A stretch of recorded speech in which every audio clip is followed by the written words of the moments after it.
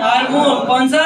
एड्रीनोकॉर्टिकोट्रोपिन hormone गया कहाँ? Adrenal cortex पे, एड्रीनल कॉर्टेक्स से कॉर्टिसोल, कॉर्टिसोल गया प्लासेंटा पे जाके एस्ट्रोजन को बढ़ा दिया, प्रोजेस्टेरोन को।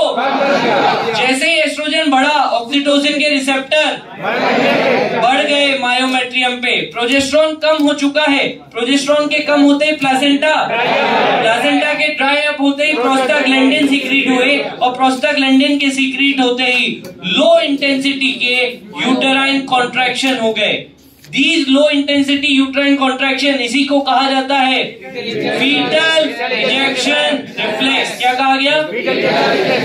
और जैसे ही फीटल इजेक्शन रिफ्लेक्स आया, अब सिग्नल चला गया मदर की पोस्टीरियर पिट्यूटरी को। पोस्टीरियर पिट्यूटरी से कौन सा हार्मोन?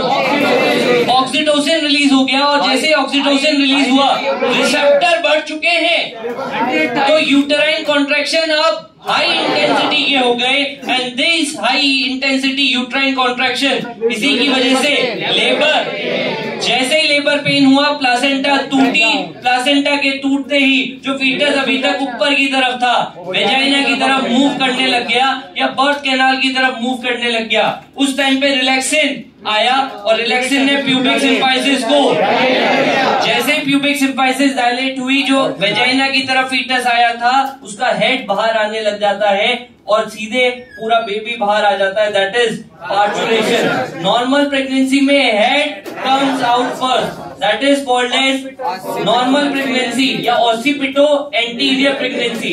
जबकि अगर buttocks comes out first, that is called as breech pregnancy.